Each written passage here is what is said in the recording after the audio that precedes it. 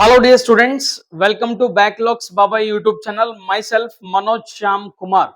So మనం 10th class new public patterns and weightage explain చేసుకోవడం జరుగుతుంది. అందులో భాగంగా మ్యాథమెటిక్స్ ఎక్స్ప్లెయిన్ చేయడం జరిగింది, హిందీ పేపర్ ప్యాటర్న్ ఎక్స్ప్లెయిన్ చేయడం జరిగింది, PS paper and NS paper కూడా మీకు ఎక్స్ప్లెయిన్ చేయడం జరిగింది. ఓకేనా?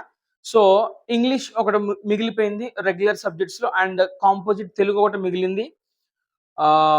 ఇక సోషల్ అండ్ తెలుగు సబ్జెక్ట్స్ అయితే ఇంకా పేపర్ ప్యాటర్న్స్ మనకి రిలీజ్ కాలేదు. అవి రిలీజ్ అవ్వగానే ఆ ప్యాటర్న్స్ కూడా మీకు ఎక్స్ప్లెయిన్ చేసే ప్రయత్నం ఖచ్చితంగా జరుగుతుంది. ఓకేనా? So for the first time మీరు బ్యాక్లాగ్స్ బాబా యూట్యూబ్ ఛానల్ వీక్షిస్తున్నట్లయితే కనుక ఖచ్చితంగా ప్రతి 10th క్లాస్ విద్యార్థికి ఈ వీడియోని షేర్ చేయండి. నాట్ ఓన్లీ వీడియోస్, ఈ ఛానల్ని షేర్ చేయండి. ఎందుకంటే ఈ ఛానల్ అనేది ఎక్స్క్లూజివ్గా ప్రతి 10th క్లాస్ విద్యార్థికి కూడా ఉపయోగపడుతుంది. సో ప్రతి ఒక్క విద్యార్థి కూడా షేర్ చేయండి, సబ్స్క్రైబ్ చేసుకోమని చెప్పండి. మీరు కూడా ఎవరైనా సబ్స్క్రైబ్ చేసుకోకపోతే ఖచ్చితంగా సబ్స్క్రైబ్ చేసుకోండి, లైక్ చేయండి అండ్ షేర్ చేయండి. ఓకేనా? So thank you very much. So ఇక ఈరోజు ఈ వీడియోలో English paper pattern and weightage 2026-2027. So ఒక రకంగా చెప్పాలి అంటే ఈ ఇంగ్లీష్లో ఎటువంటి మార్పులు కూడా లేవు. అంటే పేపర్ ప్యాటర్న్ నేను చెప్పాలి కాబట్టి అంటే స్లైడ్ చిన్న చిన్న చేంజెస్ తప్పితే అసలు maximum last year paper pattern ఎలా అయితే ఉండిందో అలాగే ఇప్పుడు కూడా ఇంగ్లీష్ ఉండడం జరిగింది. ఓకేనా? సో ఫస్ట్ ఇంగ్లీష్ యొక్క పేపర్ ప్యాటర్న్ ఎలా ఉంటుంది ఒకసారి ఆలోచిస్తే, సో ఇంగ్లీష్లో మనకి 3 సెక్షన్లు అనేవి కనిపిస్తాయి. Section A, section B, section C. Section A అనేది రీడింగ్ కాంప్రహెన్షన్ కి సంబంధించింది. ఈ రీడింగ్ కాంప్రహెన్షన్ సంబంధించి మొత్తం 30 మార్కులు వెయిటేజ్ ఉంది మనకి. అండ్ సెక్షన్ బిలో మనకు ఓన్లీ గ్రామరు అండ్ వొకాబులరీ మొత్తం 40 మార్క్స్ వెయిటేజ్ ఉంది. ఓకేనా? ఉన్న సెక్షన్స్ అన్నింటిలో కూడా హైయెస్ట్ వెయిటేజ్డ్ సెక్షన్ ఏదైనా ఉంది అంటే అది గ్రామర్ సెక్షన్ బి సెక్షన్ మాత్రమే. సో చాలా చాలా ఇంపార్టెంట్ ఏరియా ఇది.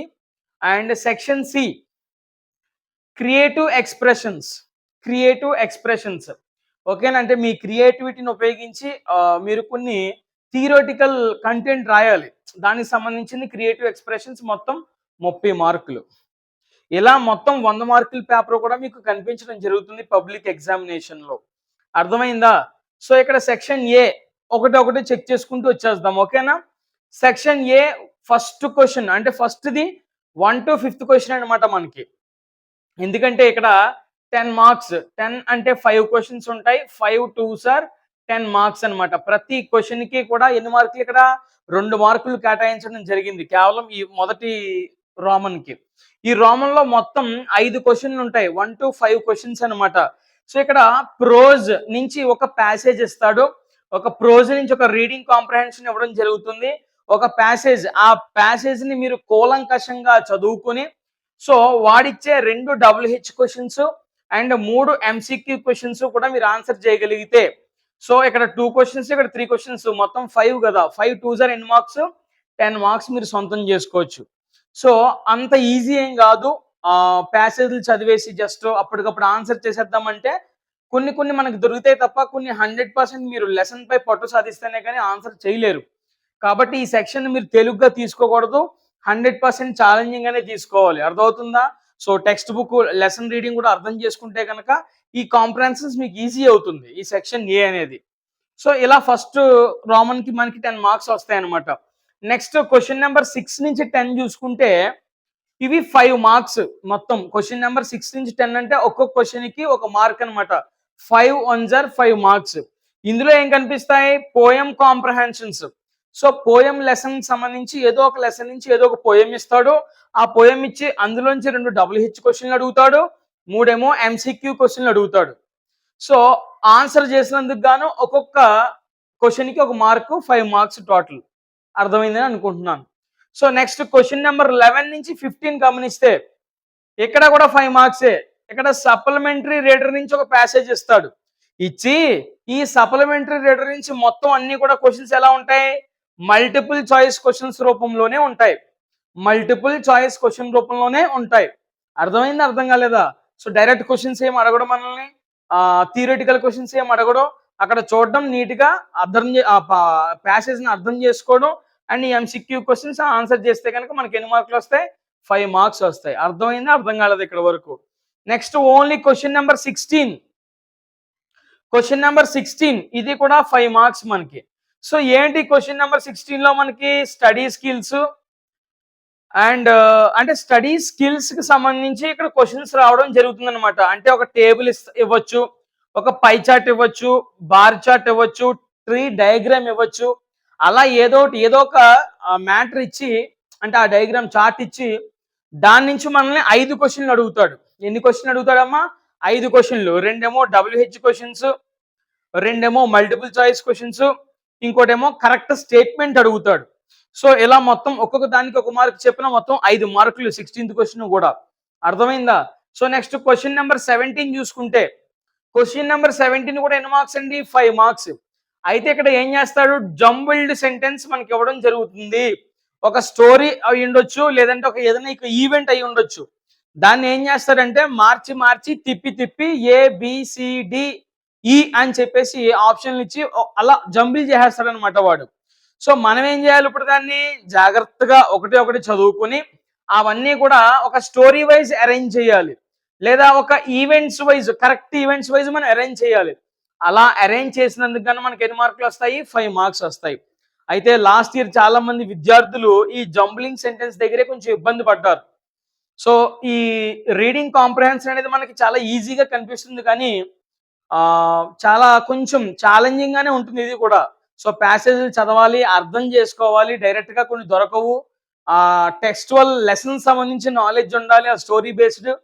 సో అప్పుడు మనం భయం లేకుండా ఈ రీడింగ్ కాంప్రహెన్షన్ ఆన్సర్ చేయొచ్చు, ఈవెన్ దో జంబ్లింగ్ సెంటెన్స్ కూడా. ఇది సెక్షన్ ఏకి సంబంధించి. అండ్ ఇక సెక్షన్ బి చూసుకుంటే ఓన్లీ గ్రామర్, వొకాబులరీ. ఇది ఎంత ఈజీగా కనిపిస్తుందో అంతే కష్టమైంది. అర్థమవుతుందా? ఎందుకంటే ఈ గ్రామర్ టాపిక్స్ మొత్తం 40 మార్కులు హైయెస్ట్ వెయిటేజ్డ్.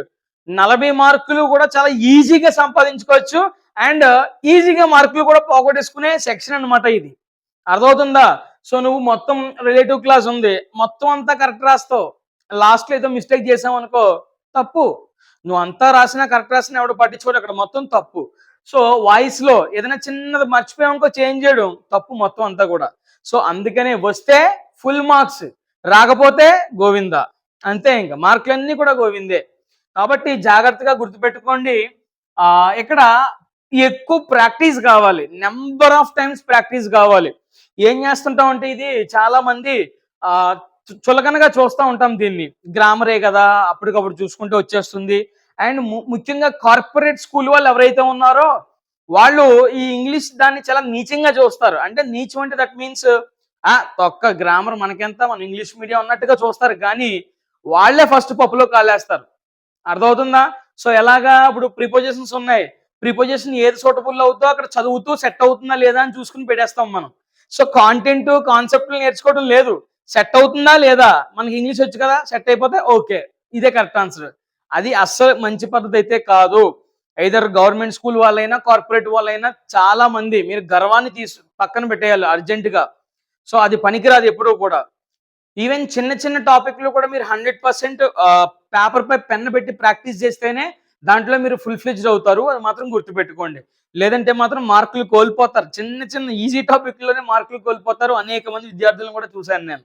సో ఇక్కడ 18th క్వశ్చన్, అంటే 17th క్వశ్చన్తో మనకి సెక్షన్ ఏ అయిపోయింది కదా. సెక్షన్ బి 18th క్వశ్చన్తో స్టార్ట్ అవుద్ది, రిలేటివ్ క్లాజెస్ అనమాట. సో అక్కడ మనకి ఒక 2 సెంటెన్స్లు ఇస్తాడు. 2 సెంటెన్స్లు ఇచ్చి హూ అనే రిలేటివ్ ప్రొనౌన్ తో కానీ, హూమ్ అనే రిలేటివ్ ప్రొనౌన్ తో కానీ, హూజ్ అనే రిలేటివ్ ప్రొనౌన్ తో కానీ, విచ్ అనే రిలేటివ్ ప్రొనౌన్ తో కానీ మనం దాన్ని కంబైన్ చేయాలన్నమాట. ఆల్రెడీ వీడియో ఉంది మన ఛానల్లో, చెక్ చేసుకోండి. ఖచ్చితంగా 2 మార్క్స్ మీ సొంతం అవుతాయి. Next voice. వాయిస్ లో మనకి యాక్టివ్ వాయిస్, ప్యాసివ్ వాయిస్. ఒకవేళ రిలేటివ్ క్లాస్ టెక్స్ట్ వల్ల మీరు చూసుకోవాలనుకుంటే యూనిట్ 1 లో ఉంది, ఆ గ్రామర్ టాపిక్ చూసుకోండి ఒకసారి. అండ్ వాయిస్ వచ్చేసి యూనిట్ 3 లో ఉందండి. అయితే వాయిస్ వచ్చేసి మనకి యాక్టివ్ వాయిస్, ప్యాసివ్ వాయిస్ ఉంటుంది.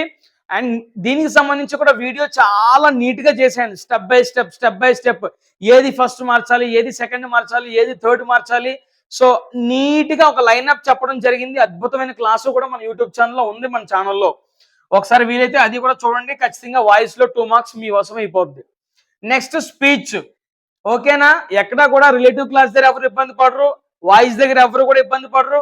స్పీచ్, స్పీచ్ లో మనకి డైరెక్ట్ స్పీచ్, ఇండైరెక్ట్ స్పీచ్ ఉంటాయి. సో ఇక్కడ ప్రతి ఒక్కరు కూడా పప్పులో కాలేస్తారు, ఎందుకంటే కొంచెం హెవీ టాపిక్ ఇది, అన్నీ తెలియాలి మనకి, ప్రతిదీ కూడా తెలియాలి, ఎక్కువ రూల్స్ గుర్తుపెట్టుకోవాలి. సో అది అందరి కప్ ఆఫ్ టీ కదనమాట అది. సో కొద్దిమంది మాత్రమే చేయగలుగుతారు, బట్ అందరూ చేసే విధంగా, అందరికీ ఈజీ చేసే విధంగా నేను వీడియో కూడా చేయబోతున్నాను. దాని మీద stay tune to backlogs Baba YouTube channel. ఓకేనా, సో మీకు ఆల్రెడీ వచ్చిన వాళ్ళు మాత్రం మీ ప్రాక్టీస్ వదలొద్దు. 2 marks very very important. Next preposition, చాలా చాలా ఇంపార్టెంట్, కానీ తేలిగ్గా తీసుకుంటారు ప్రిపోజిషన్ ని. పెట్టేయచ్చు అక్కడ చూసుకుని అని చెప్పేసి, కానీ ఖచ్చితంగా ప్రాక్టీస్ చేయాలి. మన పాత వీడియోస్ అయితే ఉన్నాయి, కానీ లేటెస్ట్ గా అప్డేట్ వెర్షన్ తో నేను వీడియో కూడా చేయడం జరుగుద్ది. దీనికి 2 marks. Next editing passage, speech అనేది ఒకటి ఇబ్బంది పెడుతుంది, తర్వాత ఎడిటింగ్ ప్యాసేజ్ కూడా 100% ఇబ్బంది పెడుతుంది. సో ఈ ప్యాసేజ్ లో మొత్తం ఒక 4 మిస్టేక్స్ ఇస్తాడండి.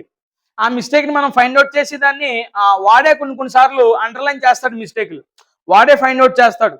ఫైండ్ అవుట్ చేసి మనల్ని కరెక్ట్ చేయమంటాడు. సో దానికి 4 మార్క్స్, చాలా చాలా ఎక్కువ మార్కులు ఇక్కడ. అయితే ఇది మీకు వర్క్ బుక్ ఇచ్చారు కదండి, లాస్ట్ ఇయర్ నుంచి వర్క్ బుక్స్ వస్తున్నాయి, ఆ వర్క్ బుక్ నుంచి వచ్చే అవకాశం ఉంది ఎడిటింగ్ ప్యాసేజ్, కాబట్టి అది కూడా ప్రాక్టీస్ చేయండి. Next 23rd question articles. Articles కూడా 2 మార్కులకి అనమాట. ఇది యూనిట్ 2లో ఉంది, కావాలంటే చెక్ చేసుకోండి. అండ్ మన ఛానల్లో కూడా వీడియో ఉంది పాతది, అండ్ కొత్త వెర్షన్ కూడా చేస్తాను. Next question number 24 use to would, 2 మార్కులకి, యూనిట్ 5లో ఉంది ఇది. ఈ 2 మార్కులు వస్తాయి, అండ్ మన ఛానల్లో ఆల్రెడీ వీడియో చేసి పెట్టాను, చూడండి, అద్భుతంగా ఉంటుంది. Next question number 25 noun modifiers. So ఇది కొంచెం కన్ఫ్యూజ్ ఉంటుంది, కొంచెం జాగ్రత్తగా ప్రాక్టీస్ చేయాలి. ఒకసారి అర్థమైతే ఆటోమేటిక్గా వెళ్ళిపోతే, అర్థం కాకపోతే మొత్తం అంతా కూడా కష్టంగా అనిపిస్తుంది. సో ఇక్కడ కూడా 2 మార్కులు. నెక్స్ట్ గివింగ్ అడ్వైజ్, మోడల్ సంబంధించి, ఓకే, ఇది కూడా 2 మార్కులు. నెక్స్ట్ సినోనిమ్స్ 4 మార్కులు, ప్రతి లెసన్ సినోనిమ్స్ చదవాలి, ప్రతి లెసన్ యాంటోనిమ్స్ చదవాలి, antonyms 4 marks. Next right form of word, అక్కడ 3 ఆప్షన్లు ఇస్తాయి, ఏది రైట్ ఫార్మ్ మనం రాస్తే 2 మార్కులు. Next prefix 1 mark, suffix 1 mark, total 2 marks. So prefix అంటే ముందు ఉండేది, సఫిక్స్ అంటే వెనకాల ఉండేది. రాంగ్ స్పెల్లింగ్ 4 ఆప్షన్లు ఇస్తాడు, ఏదో ఒకటి రాంగ్ ఇస్తాడు, అది మనం కరెక్ట్ చేయాలి, 2 marks. Dictionary skills already video చేశాను, దానికి 2 marks. So phrasal verbs and idioms, already వారధి బ్యాచ్ వాళ్ళకి phrasal verbs and idioms list కూడా మీకు చదివించాను స్టార్టింగ్ లో. సో ఇదొకటి ఇస్తాడు, మనం ఎగ్జాంపుల్స్ రాయాలి, దాని మీద 2 మార్క్స్ వస్తాయి మనకి. ఇంకా చివరి మ్యాచింగ్, ఈ ఫ్రేజల్ వర్బ్స్ నుంచి మ్యాచింగ్ అడుగుతాడు 4, అండ్ 2 మార్క్స్, ఒక్కొక్క దానికి 1/2 మార్క్స్ చొప్పున. సో ఇలా టోటల్ 40 మార్క్స్ తో గ్రామర్ అనేది ఫిల్ అయి ఉంది. ఐ హోప్ మీ అందరికీ అర్థమైందని అనుకుంటున్నాను. నెక్స్ట్ సెక్షన్ సి వచ్చేసి ఇది కూడా అనమాట. ఇక్కడ 30 మార్క్స్, 3 క్వశ్చన్లు ఉంటాయి, ఒక్కొక్క క్వశ్చన్కి 10 మార్క్స్. మీ క్రియేటివిటీకి పరీక్ష అనమాట. సో మీరు ఇంగ్లీష్లో 95 లేదా 90+ సాధించాలి అని అంటే కనుక ఖచ్చితంగా మీరు ఈ సెక్షన్లో 100% ఇవ్వగలగాలి. మీకు హైయెస్ట్ మార్క్స్ రావాలా వద్దా అని నిర్ధారించే సెక్షన్ ఏదైనా ఉందంటే సెక్షన్ సి. దీంట్లో మీరు ఫుల్ఫిల్ అయితే ఆటోమేటిక్గా ఈ 2 చిత్తకొట్టి పాడేస్తారు, ఆటోమేటిక్గా వెళ్ళిపోద్ది. లేదు ఇదే మీరు దెబ్బేశారంటే మాత్రం మొత్తం ఇవి కూడా మొదటికి మోసం అయిపోద్ది అనమాట. సో ఇక్కడ 35th క్వశ్చన్ చూసుకుంటే కనుక 10 మార్క్స్. ఇందులో ఏబి ఉంటాయి. ఏలో కాన్వర్జేషన్ ఇస్తాడు, ఏదో ఒకటి కాన్వర్జేషన్, ఇద్దరి మధ్య కాన్వర్జేషన్ రాయమంటాడు. దానికి ఇంటర్నల్ చాయిస్ గా డైరీ ఎంట్రీ, ఒక సిచ్యువేషన్ ఇస్తాడు, ఆ సిచ్యువేషన్ లో పర్సన్ స్థానంలో నువ్వే ఉంటే నీ డైరీ ఎంట్రీ రాయని అడుగుతాడు, మనం రాయగలగాలి. సో ఇది 35th క్వశ్చన్, ఏదో ఒకటి కాన్వర్జేషన్ డైరీ ఎంట్రీ అని అడిగితే 2 ప్రిపేర్ అవ్వాలి. నెక్స్ట్ 36 కూడా 10 మార్క్స్ క్వశ్చనే. ఏలో లెటర్స్ ఉన్నాయి, లెటర్ లో formal letter and informal letter సరిపోతుంది. ఓకేనా, ఫార్మెట్లు ఆల్రెడీ నేను నేర్పించాను, గతంలో వీడియోస్ ఉన్నాయి, అండ్ కొత్తగా కూడా చేద్దాం టైం వచ్చినప్పుడు. ఓకేనా, సో ఈ లెటర్ రాయని సార్ అనుకుంటే కనుక స్పీచ్ రైటింగ్, నన్ను అడిగితే లెటర్ తో వెళ్ళిపోవడం బెస్ట్, స్పీచ్ రైటింగ్ కాస్త కష్టం. నెక్స్ట్ 37th క్వశ్చన్, ఇది కూడా 10 మార్క్ క్వశ్చన్. డిస్క్రిప్షన్ అనేది కేవలం సప్లిమెంటరీ రీడర్ నుంచి మాత్రమే ఇస్తాడు. సో దానికి ఇంటర్నల్ చాయిస్ గా ఇన్ఫర్మేషన్ ట్రాన్స్ఫర్, ఇది ఈజీ, నన్ను అడిగితే ఇన్ఫర్మేషన్ ట్రాన్స్ఫర్. ఓకేనా, ఇన్ఫర్మేషన్ ట్రాన్స్ఫర్ అంటే వాడు టేబుల్ అడగొచ్చు, గ్రాఫ్ అడగొచ్చు, ట్రీ డయాగ్రామ్ అడగొచ్చు, వీటిలోంచి ఏదో డయాగ్రామ్ లో ఒక మ్యాటర్ ఇస్తాడు, అందులో దాన్ని మనం ఏం చేయాలి, థియరిటికల్ గా ఒక పారాగ్రాఫ్ రూపంలో రాసేయాలన్నమాట మనం. సో కన్వర్ట్ చేయడం ఈజీ నన్ను అడిగితే. ఇన్ఫర్మేషన్ అంతా కూడా ట్రాన్స్ఫర్ చేయడం దానికి 10 మార్క్స్ ఈజీగా ఉంటుంది. అంటే డిస్క్రిప్షన్‌తో పోలిస్తే ఇది ఈజీ.